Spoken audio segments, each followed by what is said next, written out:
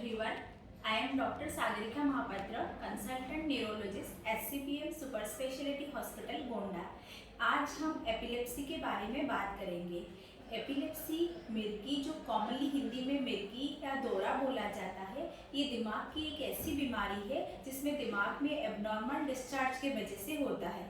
मिर्गी कई तरह के होते हैं। इसको जनरली दो तरह की एपिलेप्सी में रहता है, जैसे focal epilepsy and generalised epilepsy. Focal epilepsy में दिमाग की शरीर की कुछ ही हिस्से में को इफेक्ट करता है, जैसे हाथ का कांपना, एक पैर का कांपना, शरीर का बाएं तरफ का कांपना, इसे फोकल एपिलेप्सी बोलते हैं।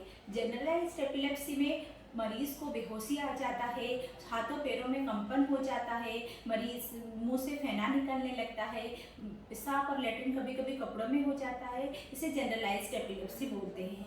एपिलेप्सी के बहुत सारे कारण होते हैं, जैसे कि कुछ केसेस में एपिलेप्सी जेनेटिक होती है, मतलब ये आनुवंशिक होती है। कुछ फैमिली के में ये ज़्यादातर पाया जाता है। और कुछ कारण होते हैं, जैसे कि सर में चोट लगना, दिमाग की कुछ एबनॉर्मलिटीज़, जैसे दिमाग में ट्यूमर होना, दिमाग में कोई मालफॉर्मेशन होना, स्ट्रोक होना, फालिस की अटैक होना, इसके कारण से भी झटका और एपिलेप्सी की बीमारी हो सकता है। अदर कारण होता है दिमाग में इन्फेक्शन, जैसे दिमाग में टीबी का इन्फेक्शन, न्यूरोसिस्टिक सर्किट्स का इन्फेक्शन, ये भी एपिलेप्सी के कॉमन कारण होता है। बच्चों में ज़्यादातर एपिलेप्सी के कारण होते हैं पेरीनेटल हाइपोक्सिया, मतलब जन्म के दौरान कुछ बीमारियों के कारण। जन्म के दौरान अगर बच्चा तुरंत नहीं रोए, नॉर्मल डिलीवरी के कारण कोई दिक्कत हो जाए, डिलीवरी के दौरान माँ को कुछ इन्फेक्शन हो जाए, तो बच्चों के दिमाग में ऑक्सीजन की मात्रा में कमी पाया जाता है। उसी के कारण बच्चों में डेवलपमेंट में एबनॉर्मलिटीज आ जाता है। बच्चों में जो माइलस्टोन होते हैं वो सही ढंग से डेवलप नहीं हो पाते और बच्चों में एपिलेप्सी की फ्रीक्वेंसी बढ़ जाता है। हमारी सोसाइटी में एपिलेप्सी या मिर्गी को लेके बहुत सारे मिथ और बहुत सारे डर और बहुत सारे स्टिग्मा सोसाइटी में है। एक बार इस बीमारी का नाम लेते ही लोग सोच लेते हैं ये एक ऐसी बीमारी है जिसका कोई क्योर और आरोग्य संभव नहीं है, लेकिन ऐसा नहीं है। Epilepsy is a curable disease, मतलब इसका इलाज संभव है। हो सकता है कुछ लंबा समय तक दवाई चले, लेकिन इलाज इसका संभव है। और कुछ लोग सोचते हैं एक बार एपिलेप्सी हो जाए तो बाकी परिवार में हो जाता है, ये भी एक मिथ है, ऐसा नहीं होता है। छुआछूत से बीमारी बिल्कुल नहीं बढ़ता है।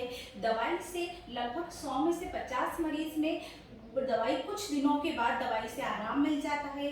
बच्चों में जो एपिलेप्सी पाया जाता है यूजुअली वो समय के साथ धीरे धीरे सही हो जाता है।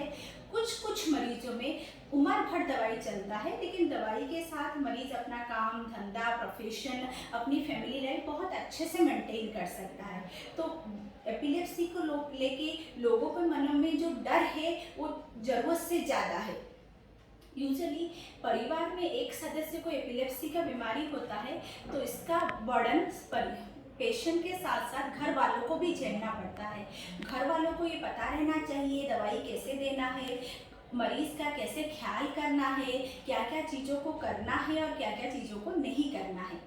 अगर कोई पेशेंट को एपिलेप्सी है तो उनमें तैरना, ड्राइविंग करना, कोई भी डेंजरस एक्टिविटी से नहीं करना चाहिए।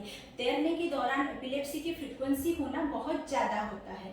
तो अगर कोई महिला है जो एपिलेप्सी की बीमारी से शिकार है और वो आगे जाके माँ बनना चाहते हैं तो उन्हें पहले अपने डॉक्टर से कंसल्ट करना चाहिए।